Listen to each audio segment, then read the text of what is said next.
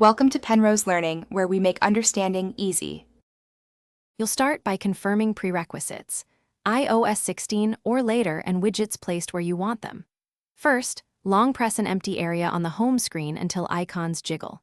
Once done, tap the plus button to add or tap a widget you already placed. Make sure to choose the exact widget instance you want to lock. You're preparing the specific widget so the system can apply restrictions.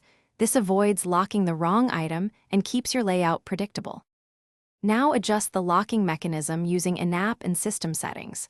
Tap the widget and choose Edit Widget if available, then restrict content or data shown. Next, open Settings and use Screen Time to limit app access tied to that widget. Set downtime or app limits so the widget's results won't update when restricted. If needed, create a focus mode that hides or disables widgets and assign it to schedules. This makes the widget effectively finish by exiting jiggle mode and testing the lock. Lock the phone, then unlock with Face ID or passcode and confirm the widget behaves as restricted. If it still updates or shows content, remove the widget and re-add it after reapplying screen time or focus rules. This often clears state mismatches.